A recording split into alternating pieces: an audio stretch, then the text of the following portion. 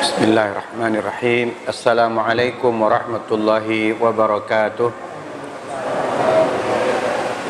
Innal hamdalillah nahmaduhu wa nasta'inuhu wa nastaghfiruh wa na'udzu billahi min syururi anfusina wa min sayyiati a'malina.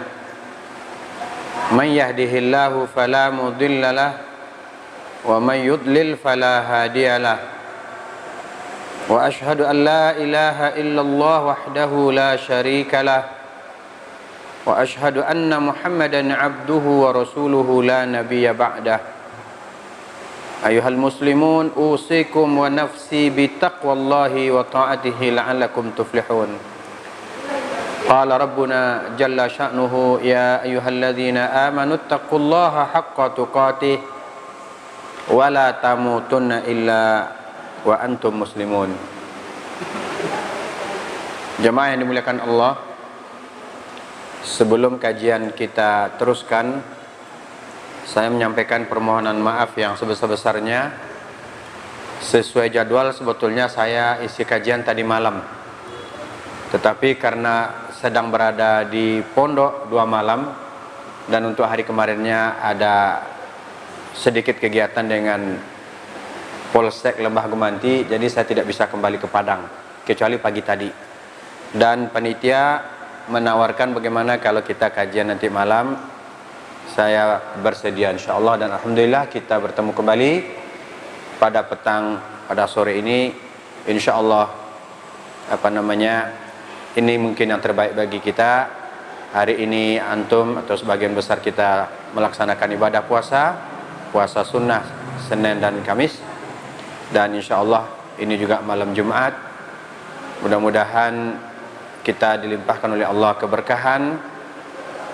Lebih-lebih dari itu kita dimudahkan untuk menerima atau memahami agama ini dengan baik. Kita akan lanjutkan pembahasan pada bulan yang lalu, yaitu min asbabi syarhis sudur, di antara penyebab lapang hati atau lapang dada. Dunia yang begitu luas ini akan terasa sempit jika hati kita sempit, dan dunia yang begitu luas ini akan kita rasakan luasnya yang tak terhingga oleh kita apabila hati kita juga lapang. Dan paling luas lagi hati seseorang adalah apabila Allah Subhanahu wa taala menunjukinya, menuntunnya, memudahkannya menerima ajaran Islam. Allah Subhanahu wa taala berfirman dalam surah Al-An'am ayat 125. Faman yuridillahu an yahdiyahu yashrah sadrahu lil Islam. Barang siapa yang Allah kehendaki untuk memberikan kepadanya petunjuk, niscaya Allah lapangkan dadanya untuk menerima Islam. Allah lapangkan dadanya untuk memeluk Islam. Wa may yurid an yudillahu yaj'al sadrahu dayiqan haraja ka'annama yas'adu fis sama'. Dan siapa yang Allah kehendaki kesesatannya, niscaya Allah akan menjadikan dadanya sesak, seumpama dia karena sesaknya dadanya itu seolah-olah dia mendaki langit. Jemaah yang dimuliakan Allah, Allah telah menyediakan 2 jalan untuk kita, jalan hidayah dan jalan kesesatan. Dan jika kita menempuh jalan hidayah Islam, Allah mudahkan kita. Dan siapa yang ingin sesat juga jalannya terhampar luas. Maka beruntunglah setiap orang atau seseorang yang Allah mudahkan untuk menerima Islam, yakni dengan cara Allah lapangkan dadanya, Allah lapangkan hatinya untuk menerima ajaran Islam, sehingga dia menjadi seorang muslim yang baik. Tentu jemaah yang dimuliakan Allah Subhanahu wa taala, agar dada kita betul-betul menjadi lapang, kita tentu harus melakukan sebab-sebab. Sebagaimana kita dalam keadaan sakit, agar kita sehat, kita melakukan sebab-sebab yang menyebabkan kita terlepas dari penyakit itu, yakni sebab-sebab atau usaha untuk mencapai kesembuhan, yakni kita berobat. Begitu juga agar hati kita lapang, karena bisa jadi hati kita itu menjadi sempit karena hati kita sakit. Maka kita harus melakukan sebab-sebab atau usaha-usaha untuk mengobati hati yang sakit itu, hati yang sempit itu, agar dia menjadi lapang. Pada bulan yang lalu kita sudah bahas di antara sebab-sebab lapangnya hati. Kita baru masuk kepada poin kedua. Poin pertama yakni mentauhidkan Allah. Ya, at-tauhidus safi, tauhid yang bersih, yang jauh dari kesyirikan. Saya pertegas lagi supaya kita lebih hati-hati. Hari ini media sosial dan media-media lain dihebohkan dengan suatu berita dari Jawa Timur atau Jawa Tengah.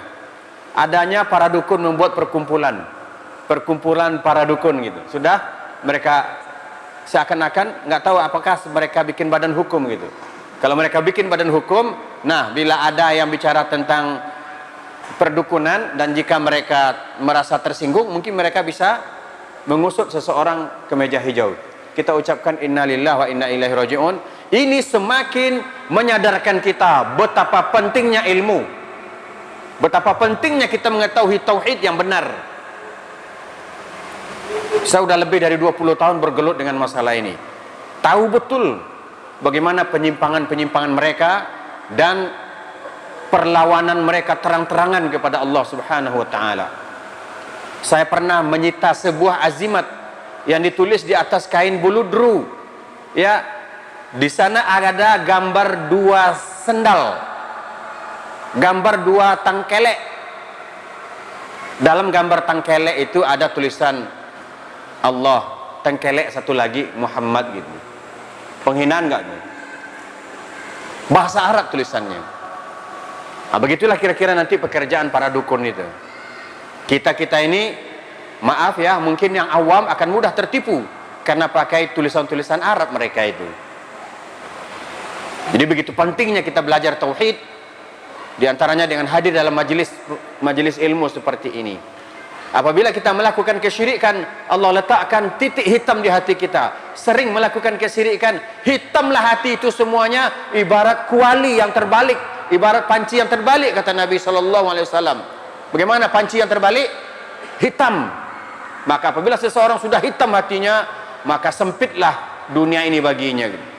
Maka Allah perumpamakan dia seperti orang yang naik ke langit. Kan semakin ke atas semakin susah kita bernafas. Kita di dalam pesawat itu kita menghirup oksigen yang disediakan di ruang pesawat. Jika kekurangan oksigen maka akan keluar alat untuk menghirup oksigen. Semakin ke atas oksigen semakin kurang, maka semakin sesak dada kita. Allah perumpamakan orang yang sesat itu sempit dadanya seperti dia naik ke langit. Nah, orang-orang yang menyekutukan Allah, mereka lah orang-orang yang tersesat. Kemudian sebab yang kedua, al-ilmu, yakni al-ilmu bil kitabi was sunnah. Kita hendaklah punya ilmu tentang Al-Quran dan sunnah Nabi, agar kita tidak seenaknya sendiri, sesuka hati kita sendiri hidup di muka bumi ini. Kenapa? Karena kita hidup di muka bumi milik Allah. Coba kita bekerja di satu perusahaan, kita diwajibkan untuk mengikuti aturan yang ada dalam lingkungan perusahaan itu. Di jalan raya saja kita harus patuh peraturan lalu lintas.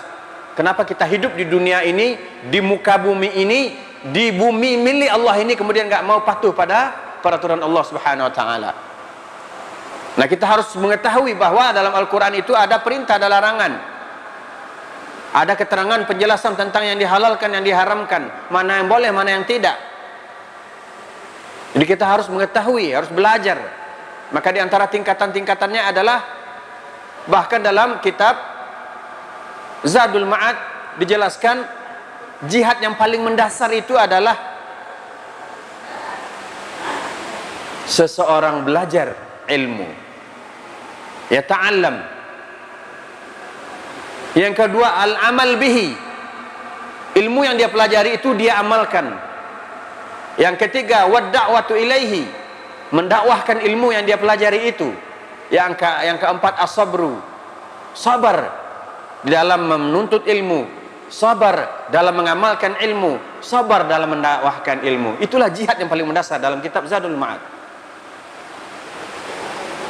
Maka kalau kita bicara jihad, ayo kita rajin dan maksimal dalam menuntut ilmu syar'i, ilmu agama. Karena itu jihad yang sangat mendasar. Bagaimana kita mau berjihad melawan orang kafir sedangkan kita nggak paham agama kita gitu, nggak nyambung gitu. Maka kita malam ini, ketika kita hadir dalam majelis ini, sesungguhnya kita sedang berjihad, yakni melaksanakan, menempuh jihad yang asasi, yang sangat mendasar, yaitu talabul ilmi syar'i. Setelah itu, setelah kita tahu, kita amalkan apa yang kita pelajari itu, apa yang kita ketahui. Maka bila seseorang berilmu tentang Al-Quran dan Sunnah Nabi, maka menjadi lapang hatinya.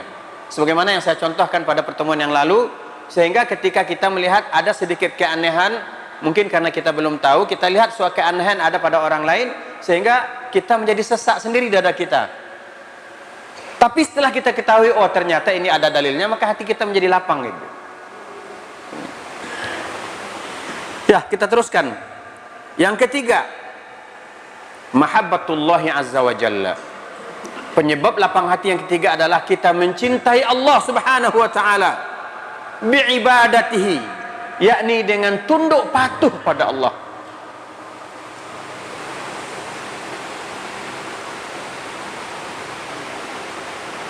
Dalam surah Al-Baqarah Allah berfirman, kaifa takfuruna billahi wa kuntum amwata. Kok bisa-bisanya kamu kafir, kamu engkar pada Allah, tidak mau taat, tidak mau beriman? Kok bisa-bisanya ya? Padahal dulu itu kamu nggak ada. Fa'ahyakum, kemudian Allah menghidupkanmu. Tsumma yumitukum, kemudian Allah matikan. Tsumma yuhyikum, kemudian Allah hidupkan lagi. Tsumma ilaihi turja'un, kemudian kepada Allah kita dikembalikan. Jadi Allah bertanya kepada kita suatu pertanyaan untuk menyadarkan kita. Kok bisa-bisanya nggak patuh pada Allah, padahal dulu nggak ada. Taruhlah kita sudah ada. Ketika kita menjadi bayi, kita tidak bisa apa-apa. Allamahul bayan, kemudian Allah ajarkan kita pandai bicara. Allah hamparkan untuk kita rezeki di muka bumi ini. Sekarang mulai kita rasakan sedikit betapa kita tidak bebas bernafas. Jamaah haji, jamaah umrah kita sudah dilarang kembali untuk masuk ke Saudi. Saya dapat informasi dari orang Indonesia yang tinggal di Malaysia, menjadi menantu orang Malaysia, dan pulang ke Indonesia bulan Maret, sampai sekarang nggak bisa pulang. Jadi sudah hampir setahun nggak ketemu anak dan istri. Istrinya orang Malaysia, anaknya orang Malaysia, tapi dia masih orang Indonesia. Katanya sudah diurus di Konsulat Jenderal di Pekanbaru, sudah saya rayu-rayu katanya, sudah saya mohon-mohon Konsulat Jenderal untuk mengizinkannya balik ke Malaysia. Tapi apa kata orang Malaysia? Indonesia zona merah. Kita dianggap zona merah. Kita dianggap orang yang tidak patuh. Kemana-mana kita pergi, apa tuh corona tuh tak doga itu doh konspirasi. Itu buktinya kita pergi umrah nggak bisa. Banyak duit tapi nggak bisa pergi umrah. Ada kemampuan nggak bisa pergi.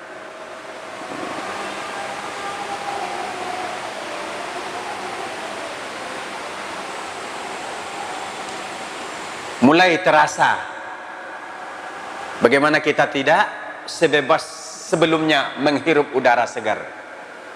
Kita pakai masker, kita hembuskan karbon dioksida yang ada dalam diri kita, kemudian kita hirup kembali. Sedangkan udara yang segar dari luar sudah tersaring oleh masker kita gitu. Ini salah satu sebagai bukti bahwa begitu besarnya nikmat Allah berupa oksigen yang selama ini tidak pernah Allah minta bayarannya dari kita.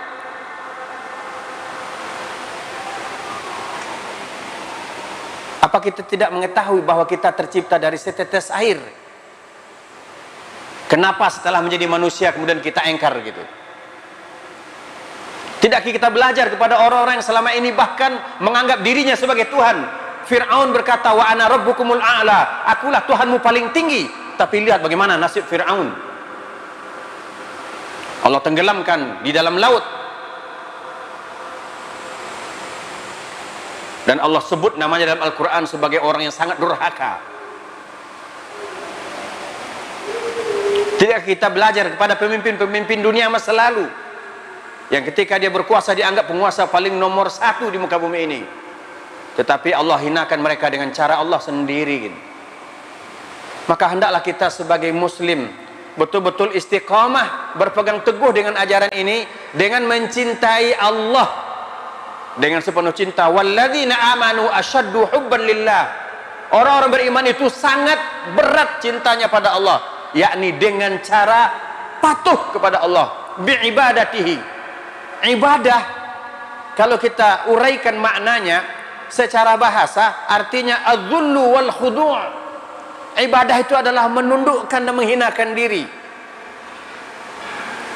Ada di sini orang Jawa, ada yang mengetahui sedikit cerita tentang keraton, para abdi, bagaimana cara dia berjalan di hadapan raja dengan lutut.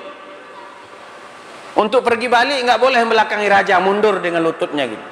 Begitulah nasib atau yang harus dilakukan oleh seorang abdi, walaupun sebetulnya kita hanya diperintahkan menghinakan diri kepada Allah. Tapi secara bahasa begitu makna ibadah, menghinakan, menundukkan diri.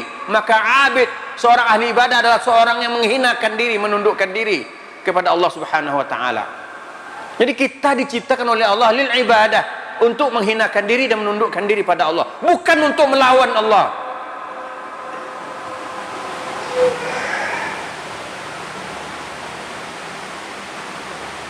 Kemudian makna ibadah, setiap perkataan dan perbuatan dicintai dan diridhai oleh Allah Subhanahu wa ta'ala, yang didasarkan pelaksanaannya atas dasar ikhlas lillahi ta'ala, dan tata cara pelaksanaannya sesuai dengan sunnah Nabi SAW, maka itu disebut ibadah.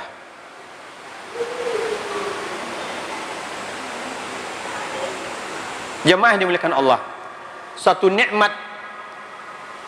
nikmat yang kita harapkan selalu ada pada diri kita adalah kita mendapatkan nikmat hati yang hidup lagi sehat. Bagaimana ciri hati hidup lagi sehat? Hati yang rindu untuk ibadah pada Allah. Ini salah satunya. Merasa rugi kita kalau tidak kajian. Dalam kitab Talbis Iblis yang dikarang oleh Imam Ibnul Jauzi Al-Baghdadi, di awal kitab itu dijelaskan bahwa Ibnul Jauzi Al-Baghdadi, beliau hidup lebih kurang 700 atau 800 tahun yang lalu. Wa aqallu ma hadara fi majlisihi asyaratu alaf. Paling sedikit hadir dalam majelis beliau 10.000 orang. Para pemimpin hadir, para penguasa hadir, raja-raja hadir, orang kaya hadir, masyarakat biasa hadir. Sekitar 800 tahun yang lalu sudah adakah pesawat seperti kita hari ini? Sudah adakah pesawat telepon? Sudah adakah kendaraan-kendaraan yang canggih seperti hari ini? Belum, kita yakin belum ada. Tetapi untuk hadir ke pengajian paling sedikit 10.000 orang. Begitu hausnya mereka akan ilmu, karena dengan ilmu itu mereka semakin tunduk kepada Allah. Oleh sebab itu Allah memuji, innama yakhsyallaha min ibadihil ulama. Orang yang paling takut di antara manusia ini kepada Allah adalah ulama, yakni orang yang berilmu.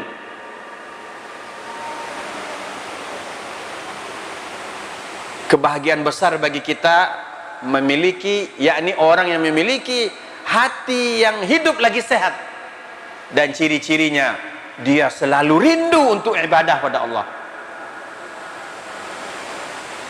Dari maghrib dia memanfaatkan sebaik-baiknya menunggu masuk isya. Kemudian dia tidur lebih awal Karena dia rindu untuk sholat malam. Kemudian setelah itu dia bangun tepat waktu untuk sholat subuh. Sekarang zaman sudah canggih, bisa pakai alarm, kecuali ada halangan-halangan tertentu yang tidak bisa dihindarkan. Dia rindu menghitung hari, sebentar lagi Ramadan akan datang, kita bisa ketemu atau tidak ya? Mencintai Allah,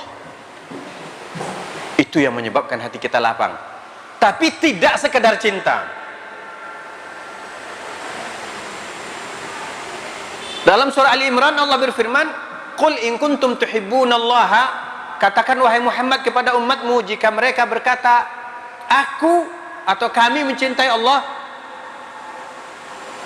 maka syaratnya fattabi'uni, kalian semua itu ikuti aku, yakni ikuti Nabi Muhammad sallallahu alaihi wasallam, yuhibbukumullah, baru Allah mencintai kamu. Seseorang mengaku mencintai Allah, harus ada syarat mutlak yang dipenuhi, yakni mengikuti Rasulullah. Saya harus sampaikan jamaah yang dimuliakan Allah. Rasulullah mengatakan, arba'u kalimat ahabbu ilayya mimma tahta asyams. 4 kalimat lebih aku cintai dari semua yang berada di bawah matahari. 4 kalimat lebih aku cintai dari bumi dan segala isinya, yakni subhanallah walhamdulillah wala ilaha illallah wallahu akbar. Begitu zikir yang diajarkan Rasulullah, subhanallah walhamdulillah wala ilaha illallah wallahu akbar. Saya beritahukan kepada kaum muslimin, sebahagian kaum muslimin, berpegang teguhlah dengan cara zikir Rasulullah ini. Sebutlah sempurna. Dia bisa disebut satu kalimat atau digabung semuanya. Subhanallah, alhamdulillah, la ilaha illallah, Allahu akbar, atau gabung semuanya. Subhanallah walhamdulillah wa la ilaha illallah wallahu akbar. Jika kita mencintai Allah dengan berzikir kepadanya, maka cara zikir kita kepada Allah harus mengikut Rasulullah. Saya tidak habis pikir entah dari mana asalnya, entah siapa yang pertama memulai. Kenapa kaum muslimin menyatakan cintanya kepada Allah dengan berzikir, menghentak-hentakkan badan. Awalnya ya la ilaha illallah, la ilaha illallah, la ilaha illallah, kemudian Allahu, kemudian Saya pernah dengar dan jumpai seperti itu. La ilaha illallah, dari mana sumbernya itu? Adakah Rasul mengajarkan begitu?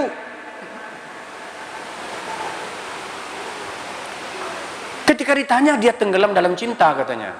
Dia tenggelam dalam cinta kepada Allah. Padahal Allah katakan syarat cinta, pengakuan cinta pada Allah itu syarat utama, syarat mutlaknya mengikuti Rasulullah. Mari kita pelajari. Adakah Rasulullah berzikir begitu? Tidak ada. Jadi zikirlah yang sempurna seperti yang diajarkan Rasulullah. Nggak usah kita uraikan satu-satu. Mimma tahta syamsi, lebih aku cintai dari semua yang berada di bawah matahari. Nah, bulan di bawah matahari nggak tuh? Berarti bukan hanya bumi. Semua ruang angkasa yang berada di bawah matahari, seluruh bumi, baik yang ada di atasnya ataupun yang terkandung di dalamnya, 4 kalimat tadi lebih dicintai oleh Nabi. Kalau kita memang cinta Allah dan Rasul, ikuti zikir yang diajarkan begini.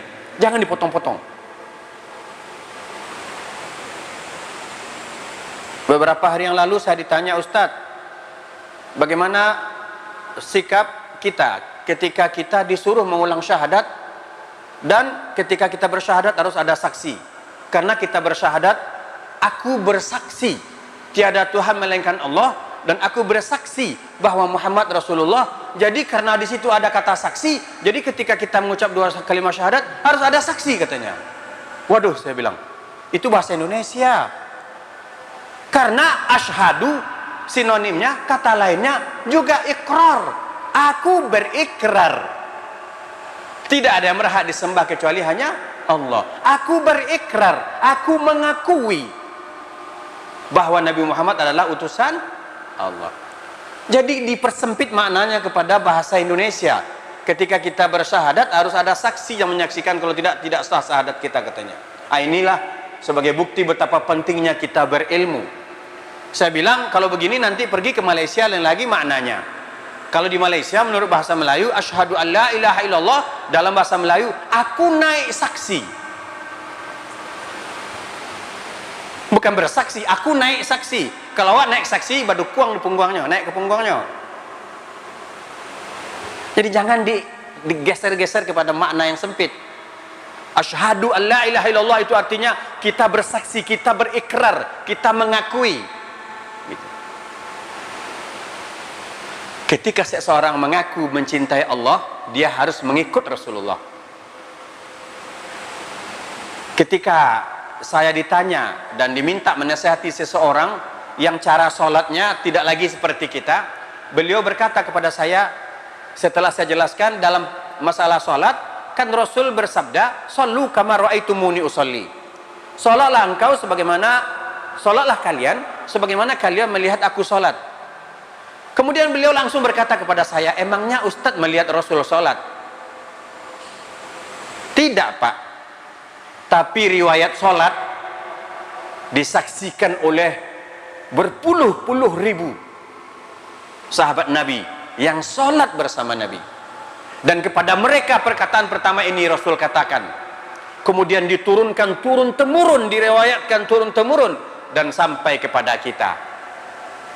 Yang namanya dialog, salah satu taktik saya dalam berdialog, memberi umpan, memberi jawaban, sedikit dinaikkan, kemudian diturunkan, kemudian dikembalikan gitu. Pak, jangan marah ya. Saya akan tuduh Bapak anak haram. Kenapa Ustadz? Bisa jadi dulu kakek Bapak dan nenek Bapak itu selingkuhan. Kemudian hamil di luar nikah, lahirlah maknya Bapak. Kok gitu Ustadz? Kalau riwayat sholat Bapak curigai, tentu riwayat kelahiran Bapak juga boleh saya curigai gitu. Temenung beliau, oh iya ya. Dan terakhir, semoga Allah mengampuni dosa beliau. Saya dapat kabar baik bahwa sebelum meninggal beberapa tahun kemudian beliau kembali ke jalan yang benar.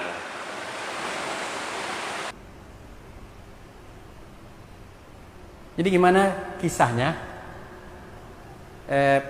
Tuh sholatnya tuh, ayo sholat lalu kamu sedang sholat kok ngecek ini?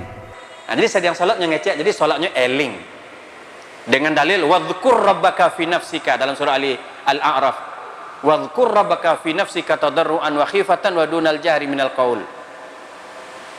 Ingatlah Allah pada dirimu dengan penuh kekhusyuan dan kerendahan hati tanpa mengeraskan suara. Jadi ayat ini dipakai untuk sebagai dalil bahwa sholatnya eling, sholat dalam hati. Sedangkan yang dikatakan sholat, ibadah khusus, dengan gerakan khusus, dengan bacaan khusus, diawali dengan takbiratul ihram, diakhiri dengan salam, waktu-waktunya sudah ditentukan. Itu yang dikatakan sholat. Jadi tidak ada istilahnya sholat hati gitu. Jadi ketika kita mengakui mencintai Allah, buktikan dengan mengikuti Rasulullah sallallahu alaihi wasallam, itu perintah Allah Subhanahu wa taala. Nah, ketika kita benar-benar mencintai Allah dengan beribadah kepadanya, dengan mengikuti sunnah-sunnah nabinya, maka hati akan menjadi lapang. Selanjutnya, min asbabi syarhis sudur zikrullahi azza wa jalla, atau zikrillahi azza wa jalla, senantiasa berzikir kepada Allah azza wa jalla. Selama ini mungkin masih ada di antara kita yang memahami zikir adalah hanya sebatas selesai salat baca subhanallah 33, baca alhamdulillah 33, baca Allahu akbar 33, kemudian tunggu lagi waktu selanjutnya kemudian berzikir. Kadang-kadang seseorang kita nasihati, ayolah selalu berzikir. Berzikir terus gimana kerjaan? Mana waktu untuk kerja? Jemaah yang dimuliakan Allah, sebelum masuk WC saja kita disuruh berzikir. Sesudah keluar dari WC saja kita disuruh berzikir. Maka kita disuruh berzikir dalam setiap keadaan. Ya, ketika seseorang sedang kerja, umpamanya di kantor mengetik, kan tidak terhalang dia untuk berzikir. Ya, hatinya selalu mengingat Allah Subhanahu wa taala.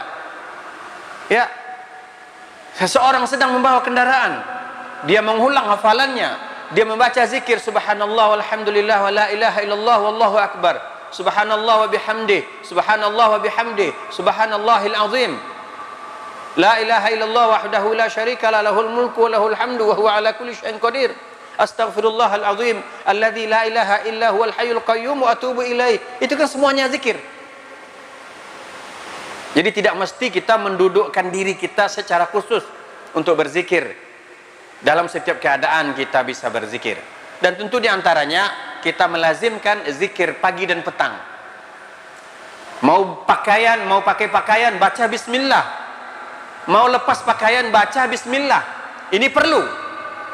Karena banyak kaum muslimin yang diganggu oleh syaitan. Kalau dia laki-laki, diganggu oleh syaitan atau jin wanita. Kalau dia wanita, diganggu oleh jin laki-laki. Maka hati-hati ketika melepas pakaian. Baca bismillah, setannya lari. Tidak dibaca bismillah, setannya bisa nempel gitu. Begitu sebaliknya, laki-laki juga demikian. Ketika memakai pakaian, baca bismillah. Ketika melepas pakaian, baca bismillah. Itu zikir namanya.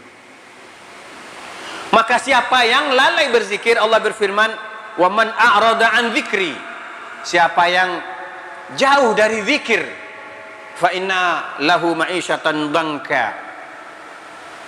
Orang yang jauh dari zikir, orang yang lalai berzikir, orang yang mungkin sangat-sangat minim zikirnya, baginya kehidupan yang sempit, yakni hatinya menjadi sempit. Maka senantiasalah kita berzikir, basahi lidah kita dengan zikir.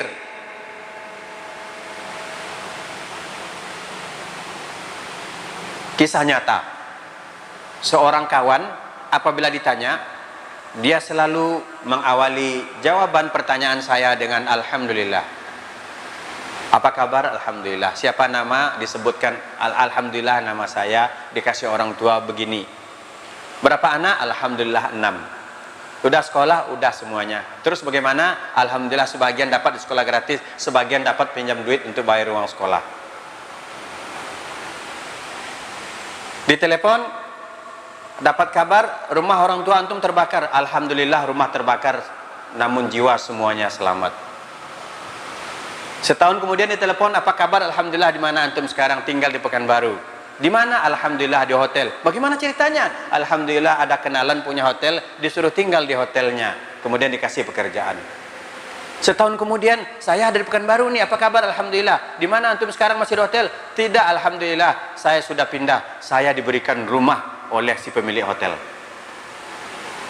Kemudian suatu waktu saya janji untuk datanglah ke rumahnya.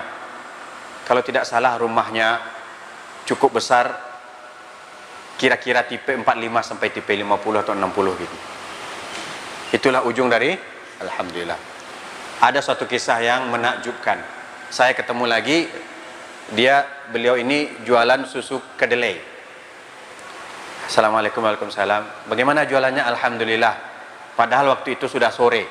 Udah banyak laku, alhamdulillah udah laku 3 Ustaz. Dia bawa banyak, lakunya 3. Semoga Allah menjaga keikhlasan hati, tapi ini hanya salah satu contoh. Kemudian saya bilang ke beliau, berapa satunya? Berapa tersiksa? Coba dihitung. Pas pula sedang ada uang. Saya beli semuanya ya. Kemudian di sepanjang jalan antum pulang bagikan kepada orang-orang yang kehausan. Lihat kedai-kedai kaki lima, bagikan secara gratis ke mereka. Itulah sebagai ganti dari Allah ketika ditanya tadi, gimana dagangannya, udah laku belum? Alhamdulillah udah laku 3. Tidak lama setelah itu laku semuanya gitu. Ini orang yang senantiasa berzikir. Allah berikan dia kemudahan. Yang sangat menarik tadi ujungnya, alhamdulillah pemilik hotel itu membelikan saya sebuah rumah. Saya saksikan sendiri, saya datang ke rumahnya, masya Allah, luas rumahnya. Jadi senantiasa berzikir kepada Allah.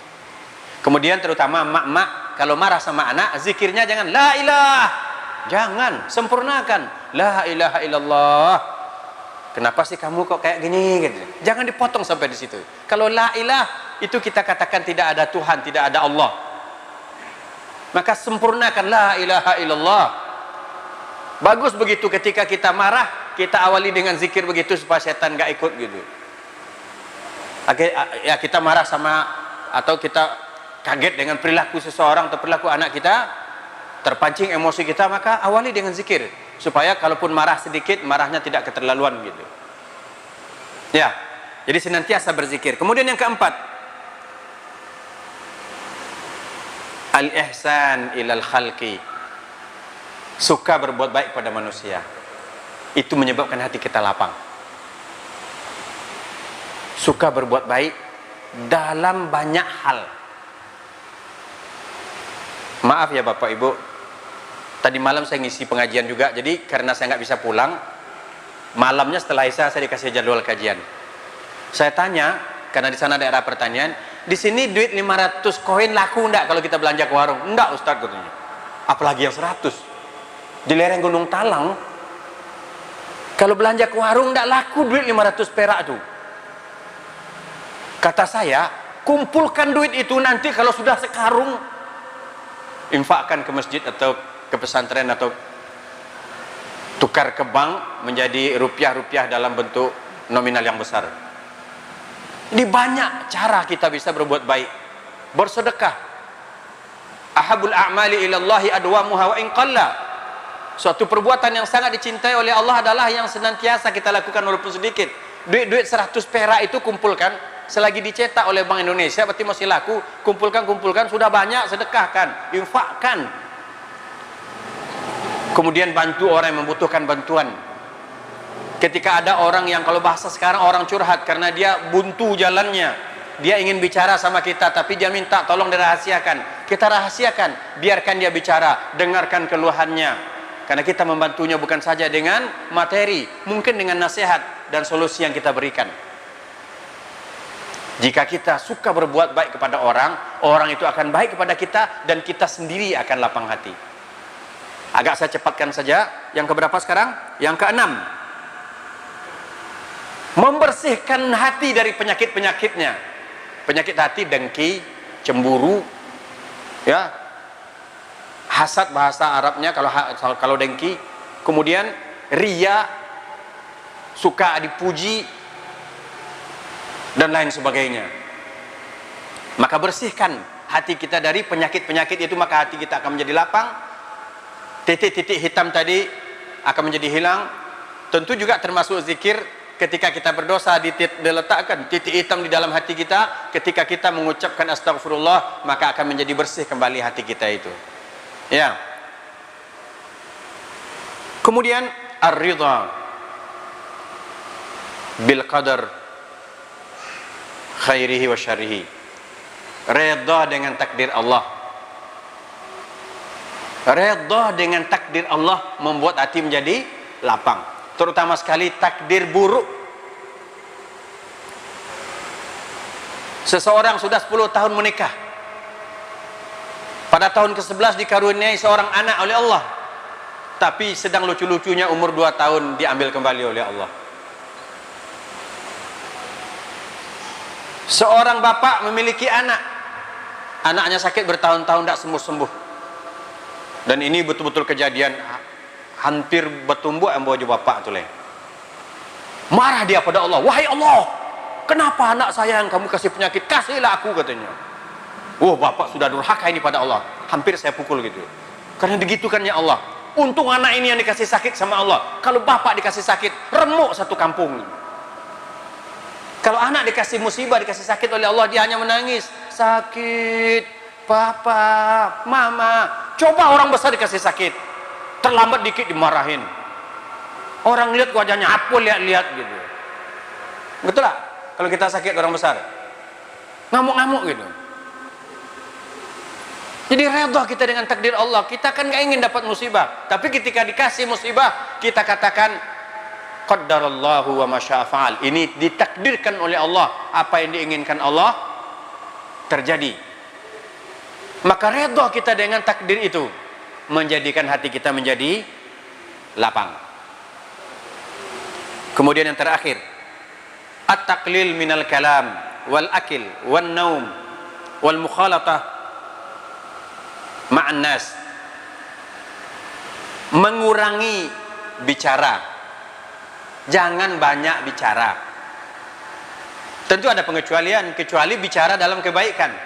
Ini saya sekarang sedang bicara, ya terus harus banyak penjelasannya. Tapi kadang-kadang ketika kita duduk berkumpul-kumpul dengan kawan-kawan kita banyak bicara ngelantur ke sana kemari. Jangan dikira yang bergunjing itu hanya ibu-ibu, bapak-bapak juga ada. Hanya saja pernah saya baca, salah satu perbedaan laki-laki dan perempuan, perempuan memiliki kosakata berlipat-lipat lebih banyak dari kosakata laki-laki. Awak tanya Cia, jawabannya 10 gitu. Nah, coba arahkan kepada kebaikan. Jadi kurangi bicara. Man kana yu'minu billahi wal yaumil akhir falyakul khairan aw liyasmut. Siapa yang beriman kepada Allah dan hari akhir, hendaklah berkata yang baik, atau kalau tidak bisa berkata baik, lebih baik diam. Mengurangi banyak bicara. Bicara seperlunya. Kalaupun bicara yang baik-baik yang mengandung zikir kepada Allah Subhanahu wa taala. Kemudian jangan banyak makan. Ternyata sangat cocok dengan teori kesehatan. Apalagi bagi orang-orang yang seperti saya sudah hampir 50 atau sudah di atas 50, jangan lagi banyak makan nasi. Dibatasi. Dan kita semuanya kata para ahli medis, ahli kesehatan, jangan makan di malam hari kemudian setelah itu tidur. Nah, ini sebentar lagi kita mau Ramadan. Jangan puasa dendam, di siang hari ditahan, setelah buka disikat semuanya, kemudian menjadi letih, tidak kuat untuk sholat malam. Ya boleh makan, tetapi tidak boleh berlebihan. Jangan makan berlebihan. Jika kita mengurangi makan seperlunya, maka itu akan menyebabkan hati menjadi lapang. Ya. Dan kita sudah sampai pada pembahasan terakhir. Kemudian juga mengurangi tidur dan mengurangi banyak bergaul kecuali hanya dengan orang-orang baik. Itulah diantara penyebab hati menjadi lapang. Itulah kajian kita, semoga bermanfaat dan betul-betul bisa kita terapkan dan kita bisa merasakan setelah ini hati dan dada kita menjadi lapang.